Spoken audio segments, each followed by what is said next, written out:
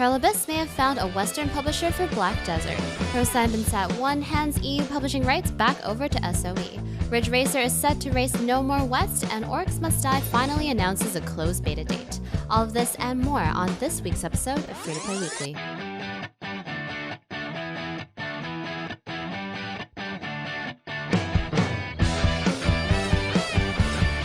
A new report surfaced recently which quoted the Korean website Inbin as having recently spoken with Pearl Abyss, the developer behind the upcoming visually stunning MMORPG Black Desert, regarding the developer's ongoing talks to bring the MMO to a Western audience. According to Inbin, Pearl Abyss is reportedly in the final phase of negotiations, with a potential publisher for both North American and European regions. A representative of Pearl Abyss also was reported as saying the publisher's name should sound familiar when mentioned. Pearl Abyss has been quoted as saying they've met with Sony regarding a console version of Black Desert, and the developer has already secured publishers for both Russia and Japan. Who do you think could publish Black Desert? If you're on the lookout for a university to attend and happen to play League of Legends, you may want to consider applying for Robert Morris University.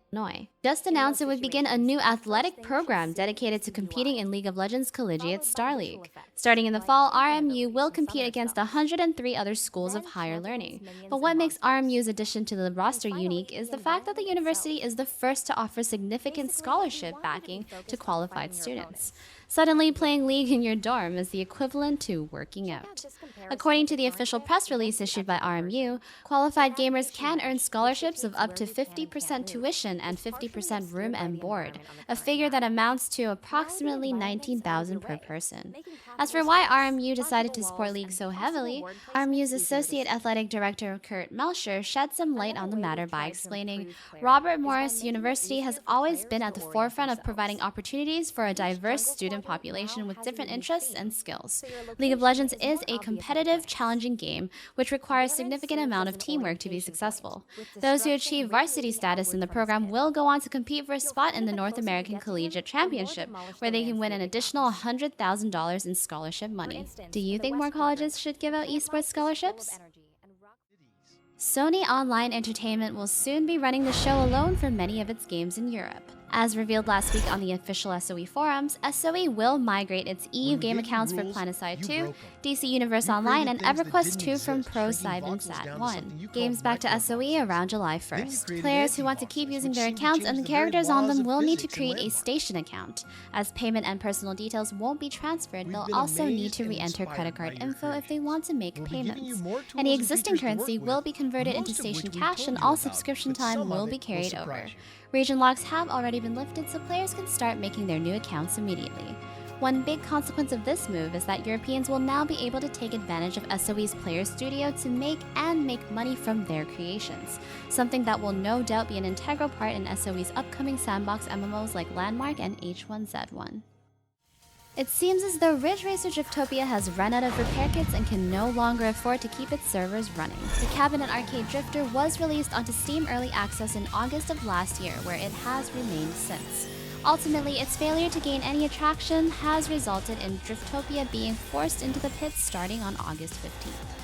Bandai Namco, the game's publisher, released a small statement regarding the closure on their official site, which stated the publisher wanted to thank all of its players for their permanent support and dedication, and any and all feedbacks will be taken into account for other upcoming projects. However, by August 15th, Ridge Racer servers will be turned off and the game will no longer be in early access. To us, the closure isn't exactly surprising. Driftopia was plagued by a lack of real multiplayer races and badly designed money sinks, which forced players to hoard repair kits needed to repair a vehicle anytime it was involved in a crash. Not exactly the most enjoyable racing experience, to say the least.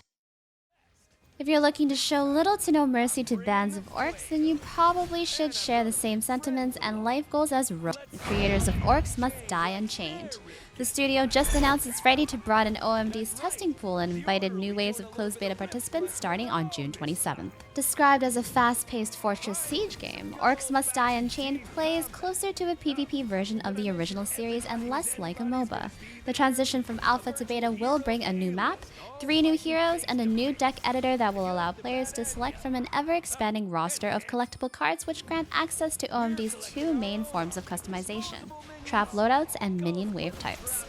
Players can already pay for alpha access through the use of Founders Packs starting at a baseline price of $19.99, and notably come from codes for both original games in the Orcs Must Die series, which makes it one of the better Founder Packs available if you don't already own the originals. If you aren't in the mood to kill zombies, monsters, or robots, but still want to enjoy a good old-fashioned third-person shooter, then you may want to check out Dizzel from OG Planet. The TPS launched into beta, not closed or open, mind you, just beta, and is said to have a Gears of War vibe to it, with the over-the-top fatalities, dodge rolls, and cover-based aiming. Those mechanics existed before Gears of War, but I digress. Dizzel does tout some notably interesting sounding game modes like Killer Sentinels and To Catch a Predator mode, in addition to an apparent plethora of potent packing pistols and many other less rhythmic sounding weapons. One of the weapons you can score is the golden SG-552 assault rifle, which you're able to obtain from a giveaway happening on the official MMOBomb site right now. OG Planet has yet to announce how long this phase of beta testing will last or whether any progress made will carry over into future beta tests. The week after E3 was filled with the sights and sounds of fresh games emerging into beta tests. Webs then added its own beta to the pile in the form of Archlord 2's first closed beta test, with servers now available in both NA and EU regions along with France and Germany. During the closed beta, players may progress up to level 30 and may side with one of two factions, although both only have access to one race each. Like its predecessor, Archlord 2 is primarily focused on large-scale PvP, whereas 200 vs 200 battles ensure players on both sides can clash in a sea of action. That is, if their frame rates can support it first. Archlord 2 uses a weapon-based system for classifying roles by allowing players to equip a specific weapon in order to gain access to a variety of skills unique to that archetype. From there, a player's proficiency with one type of weaponry can open up new skills. And the game of the week is Fistful of Frags. Fistful of Frags is a completely free-to-play Western-themed FPS built by a small group of modders in the Half-Life 2 engine. FOF features skill-based gunplay inspired by popular spaghetti Western films. Players assume the identities of outlaws, lawmen, and banditos while they fight in team-based or free-for-all game modes. Gunplay in Fistful of Frags forces players to carefully take aim in order to accurately fire their weapons. The resulting firefights are considerably less frenzied while simultaneously more intense than your average modern-day FPS. Guns reload slowly and hold only a handful of bullets at best. At the cost of movement, a player can choose to hold a revolver in the famous fanning position, which lets them squeeze off several rounds in quick succession at the cost of accuracy. Guns range from single-handed sawed-off shotguns to two-handed single-shot rifles, hatchets, and even a bow. Players may also choose to bring along brass knuckles, throwing knives, or even dynamite. A bit more civilized, you may don a gentleman's top hat and mustache, which comes with additional rule sets for scoring notoriety points necessary to achieve victory. So, if you're looking for a shooter that isn't based on modern military, possesses a high amount of skill-based gunplay, and offers a variety of Western-themed weapon loadouts, then be sure to check out Fist of Frags. That is going to be all on this week's episode of Free-to-Play Weekly.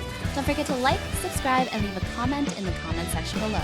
And be sure to head over to MMOBomb.com for more free-to-play action.